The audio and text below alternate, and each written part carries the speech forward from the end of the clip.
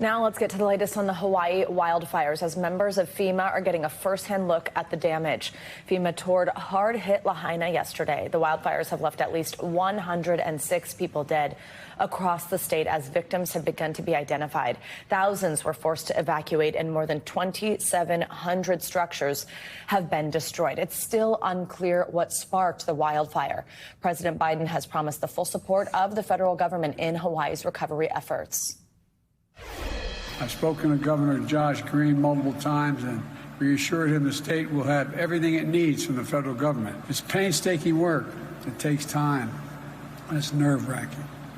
Most of the debris can't be removed until it's done.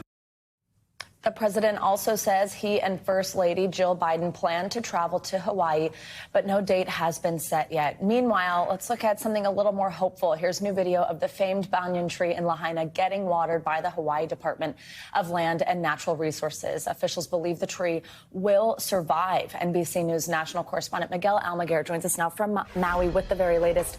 Hi, Miguel. Good morning. So let's start with FEMA on the ground. Tell us more about their tour of the damage and the efforts by the federal government to try and get people back on their feet, especially while it comes as we're seeing these reports of Hawaiians themselves setting up this type of resource chains, rescuing other people. Tell us what's going on here with FEMA now. Well, Savannah, FEMA took us down to the burn zone late yesterday and gave us a tour of just how large the scale of their search and rescue effort is. It is a Herculean task. They are searching block by block, building by building, home by home.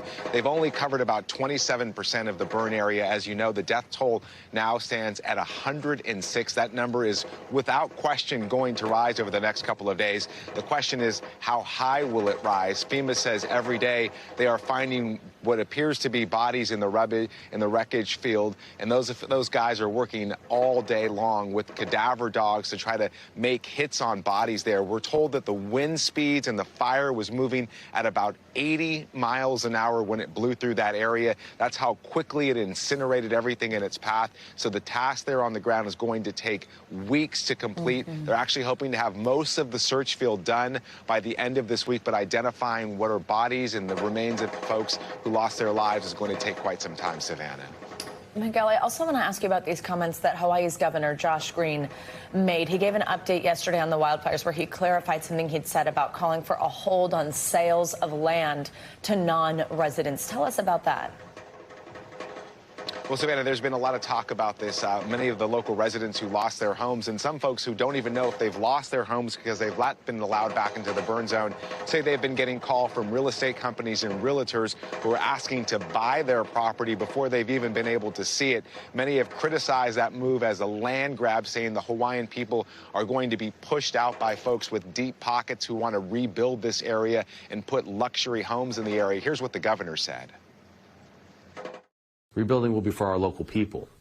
We'll work with the world, and we so appreciate the incredible generosity.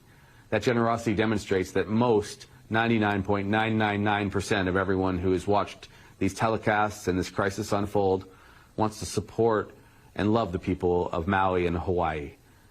But it's my job to look out for those who might take advantage. Savannah, obviously the rebuilding process is still months away. The cleanup here they haven't even discussed that beginning here, right. But they are taking all of these concerns very seriously, obviously. Miguel, before I let you go, I do also want to talk about these lawsuits filed against Hawaiian Electric in the wake of these wildfires. Explain to us what they're claiming against the utility company and any response we've heard. Well, as it stands right now, there are 3 class action lawsuits against Hawaiian Electric. Folks are claiming that the power company failed to actually shut off the power at the height of this fire, and that may have fueled this blaze if it didn't spark it. There's also been claims by some residents that downed power lines were sparking many of the brush fires. That is all, of course, under investigation. The FBI is on the ground. They are leading that investigation. There has been no official cause for the fire. That, too, could take weeks, if not months, Savannah. All right, Miguel, thank you very much. Thanks for watching our YouTube channel. Follow today's top stories and breaking news by downloading the NBC News app.